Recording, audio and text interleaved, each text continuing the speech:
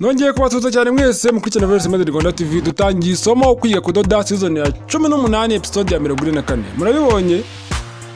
Dorukana muri 43 turimo gukora n'amaboko yacu tugiye kuyasoza turi gushyiramo France mu rutsago. Rero wowe mushyashya mbere na mbere banze ibikote turi gukora dore n'iringiri.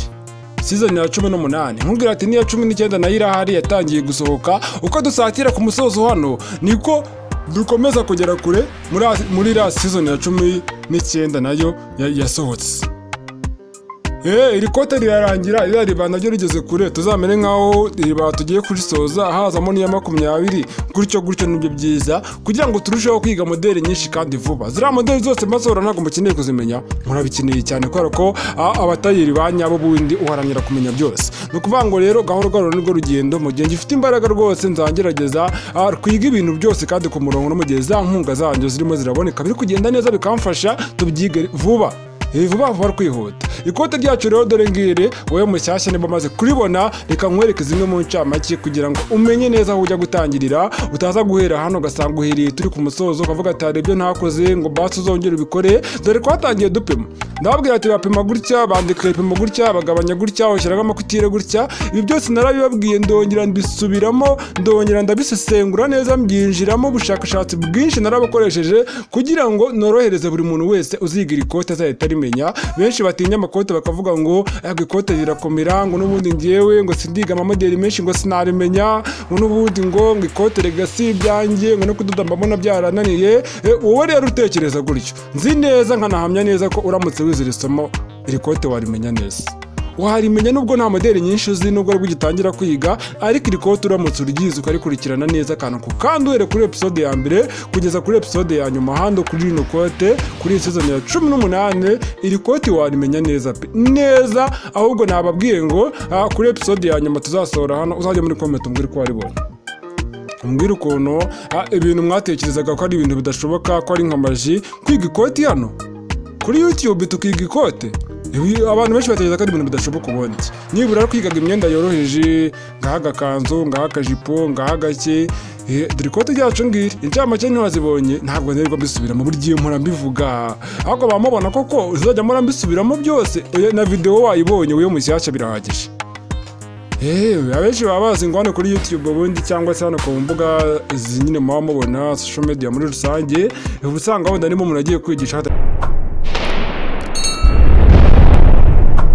ari nk'ako kajipo nk'ako kakenda koroheje ku buryo nibura bitari butwara umwanya munini cyangwa se bidasaba ibitekerezo byinshi. Ariko ngewe dore singi ibi nabyita nko guca agahigo ni ukuvuga ngo nge ndavuze ati ikote akantu ku kandi nzaritangira ndasoze nta kintu na kimwe narutse ibintu byose mubibone hano kuri kamera neza nta na kimwe narutse kandi koko mwarabibonye. Dore kwasozereje hano episode y'ubushize mutabona turi kuganira mukavuga ati kuki ntari gusobanura ibi nabivuzeho bihagije nanakubwiye ngo dushyiramo France yari hejuru izi ndodo twazisizemo mwarabibonye kuri episode yabanjirije iyi ngiyi ndababwira ngo urazifata ukazikurura dore hari kuzifata nubwo bisa n'ibigoranye ariko umenya kuzikurura haba harimo akantu kameze use nakita gutera ubundi kera nigeze gutwara ku igare abantu benshi burabanze ku kagare ka siporo kandi ndabasuhuje cyane abantu banze ku kagare ka siporo ndagatwara kubi buriya mfite experience y'imyaka myinshi ariko nyine ubu ngubu se ko uko umuntu agenda akura mu myaka buririga ibintu bigenda bihinduka gahoro wenda nyine Imana yageze gutira avuga uti mwabonye ko n'ibintu by'imodoka nabyo nabyinjiyemo ariko buriya si mwabibonye ntabwo ari ukwiyemera abantu banjye ntabwo ari ukwiyemera ni ukubabwira ati nyine iyo Imana igeze gutya wenda ikagira icyo yakora nibura ikaguha ku bimenyetso shyiramo imbaraga. Hari abantu benshi bavuga ati ntibishoboka nk'uko umuntu uzi w'umutayeri azajya kuvanga ibintu by'ubutayeri n'iyo modoka n'ibiki ariko ngiye burereka nkubwire byose nagiye mbizigura kandi mukabibona kandi hari n'ibyo ntarageraho nabyo mvuga ati shabira kuko nzabigeraho. Hari n'umuntu ushobora kumbwira ati ubundi warekiyeho ibyo bintu byose uzabimaze iki koko ariko nyamara buriya ngereka babwiza ukuri ngira n'umuhate wo kubizenguruka cyane kugira ngo namwe nzabibigishe.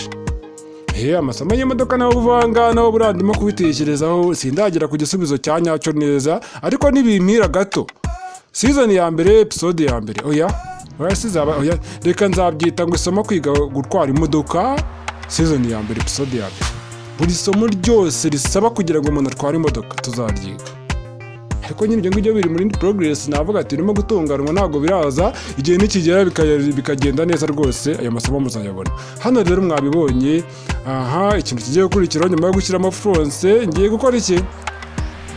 Tubanza tubirebe neza. Iyi duburi irenga hano hasi ku kaboko se ubu ngubu umuntu ntiyayikata?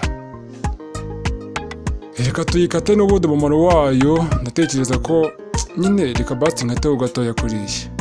Buriya ntabwo ari byiza gutuma nayikata yose, ushobora kuza kuyikenera nubwo bwose uba wayikatse ku ruhande n'ubundi biba byamaze kwangirika, uyikeneye utayibona n'ubundi ku ruhande uba wamaze kuyiryaho hariya.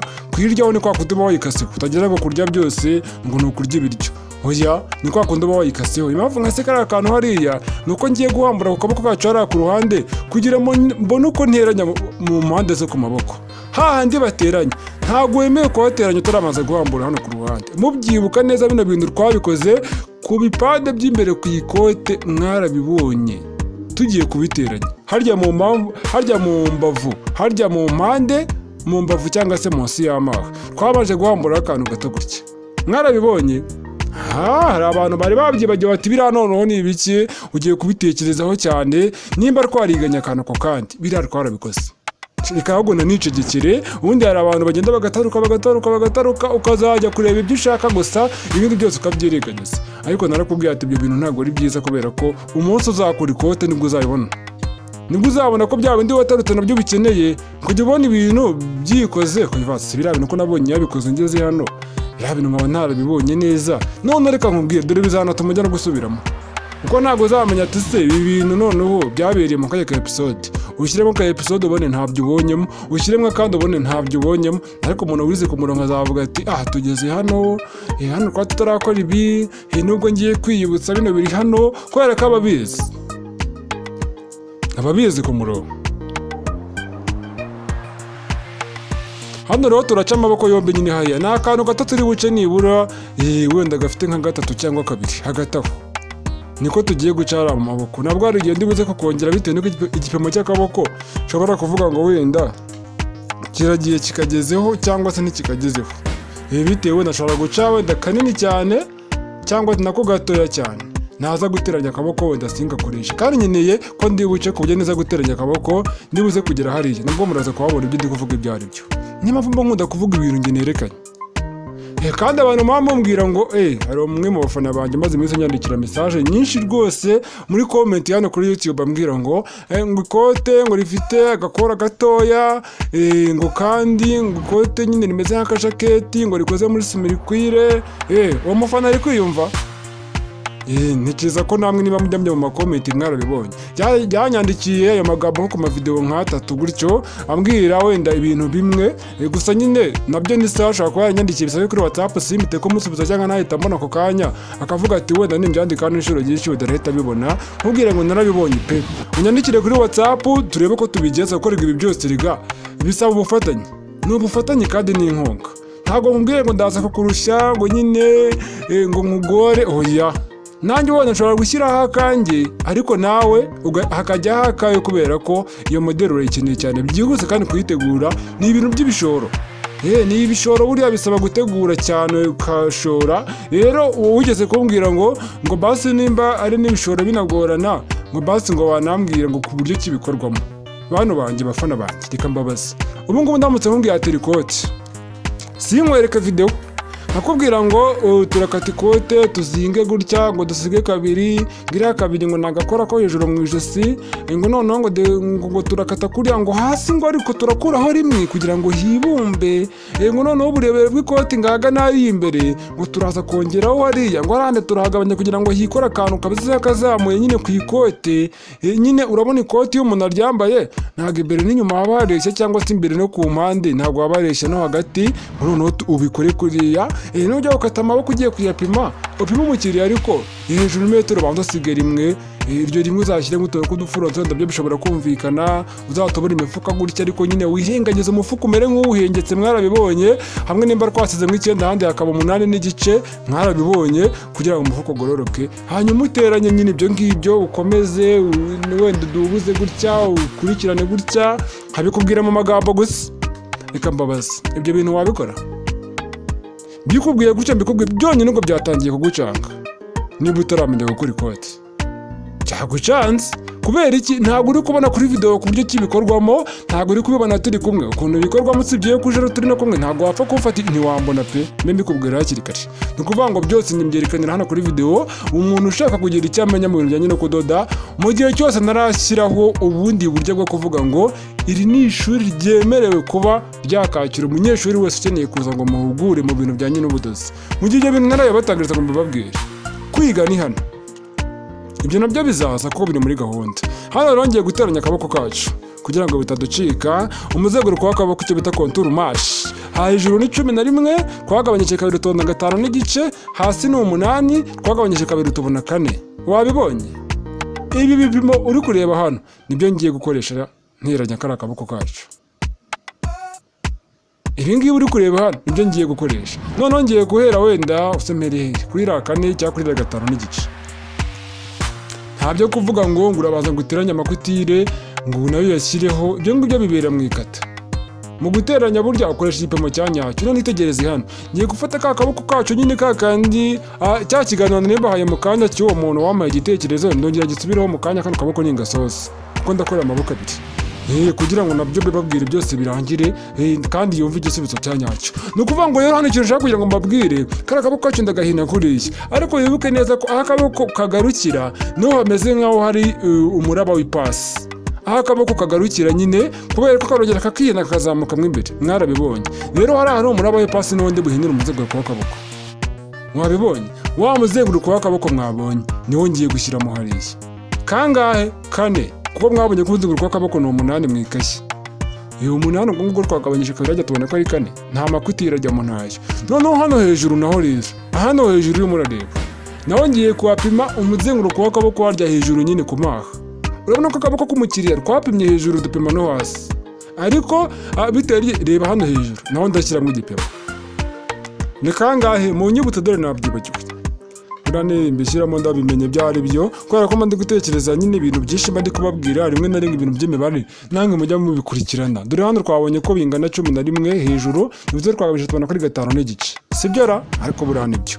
Ni kuvuga ngo rero hano ikintu ngiye gukora, ngiye gucumura uturuka hari hasi ku kaboko hasi hariya nyine nahiniye, muzamura uwo murongo mugezi hariya, ariko ku maha ntabwo ndahapimaho. Ni kuvuga ngo ndaza gushyira igipimo cy'amaha ku gipimo ndibuze kuringanirizaho amaha yacu. Ntabwo ndi buvuge ngo ndashyira ngo hara kuri 5 n'igice ngo kuri kangahe. Hoya hano ntabwo muri kubibona, munabyihanganira ko byamera kose ndaje mbibereke. Gutya nyine mba ndi kubona ko ntabwo muri kubibona neza. Urabona ko mbikoze. Hano rero ni hari hejuru gato nanegereje kiriya gipimo kugira ngo gise n'icyegera hariya. Noneho sasa rero dore sasa rero ahantu hasigaye naho h'ingenzi ku ikote nyine hari mu rutugu ku kaboko ku ikote. Ndapima hariya mbere umubare nzaringanirizaho aba ari uwo nshyiramo hariya. Ntabibonye iyo aba ari ishati ntabwo biratuye kwirirwa tubipima. Reka ducomeka amaboko tukaza guhuruta urudodo ruciye no mu kwaro kagenda. Ariko hano ku ikote ndabaza nteranya nk'uteranya amaboko y'iribaya. Murabizi ko amaboko y'incomekano yo kwiribaya y'amaha maremare urabanza ukayateranya ukaza kuza kuyacomeka ku iribaya nyuma. Yari imyenda itazajya mu mahanga cyangwa se kure yawe, ubundi uvuga turashyiramo indodo nyinshi. Rero umuntu wapimyeho hafi yawe rwose cyangwa se umuntu wafashe ibipimo niyo yaba ari uwa kure ubikora nka gutya. Noneho ngiye kubaza amenya ati se amaha nzaringaniriza kuri kangahe. Noneho nyuma yo kumenya umubare nzaringanirizaho amaha, umubare nze mushyiremo hano. Urugero wenda ari hano reka nshyiremo 8 n'igice. 8 n'igice kubera za furose nyine nazikuruye nuko akaboko kari gashizemo. Nyine mbonye kambanye gato nakongera nkari ku rose ra furose ho gatoya. None yo 8 n'igice. Urane njya kuringaniza nshobora kuzaringaniza kuri 8 nko ku 8. Ibi bintu byitegereze neza bibone. Nzabisobanura tugiye kuringaniza. Hano ku maha ho sizeho 8 n'igice. Kandi ibintu bijyanye no kuringaniza buriya kenshi habamo kugereranya pe. Gusa nyine bizaza gahoro gahoro kuza ugenda ubimenyera. None ngiye guhita cumura nkujya muri 8 n'igice ukamanuka ukagwa muri kariya kaboko kacu hariya ugahita umanuka no hasi na hariya hose. Ibi bintu wabibonye? Ibi bipimye hano ndongera mpindukire nze kubipima no kuri doburire yacu. Ndabaza nteranya hano kaboko kacu ko ku gitenge nyirizina nongere njye guteranya n'akaboko ko kuri doburire.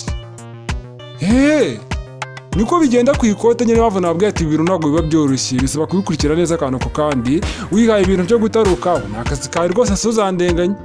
Iyi ngiyi ipimye hano urabona ko birimo biradutwara iminota nyine nta kude murabyihanganira. Ahantu ho kuvuga ati buriya biri gutinda akantu ko kandi niko bimera reka muba mwana byishyuriye na ikote reka mwararyishyuriye nubwo bamwe na bamwe mwanze kuyatanga ariko wa wundi waryishyuriye menya ko waryishyuriye rero bishatse kuvuga ngo nawe ndabigenza uko ngomba kubigeza akantu ko kandi. Hari ubonye ahantu nteranyije nurutse nezere ko wabonye hano noneho ngiye gukomeza kuriya nkomeze kuriya nshishamo rwa rudodo nk'uko uri kurubona.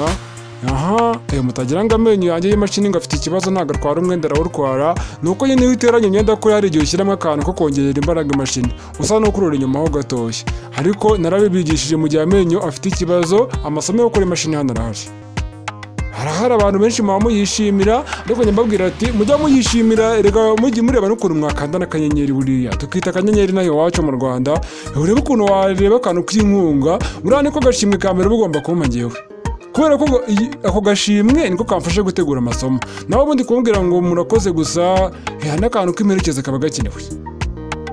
Nizere ko kandi ibyo bintu uri kubihereza agaciro pe. Abantu bari kumbwira ati shana kuri pe nta kuba utageze ntako mba ntageze ariko ibaze ko nta n'ikintu ndakora nta kintu ndakora kubera iki ubushobozi buracyari buke. Hano rero umuzenguruko w'akaboko wacu hano twabonye ko ariko se nimwe ndibaza ngo washyiramo nka 6 hariya ninasizemo 5 n'igice kugira ngo nazagira ibyago kaba kamwegera cyane reka nongereho igice hariya. Reka ibi byose turabikora muri episode ya 45 nkubwira ati nayiraje vuba umenye neza ko wakoze subscribe.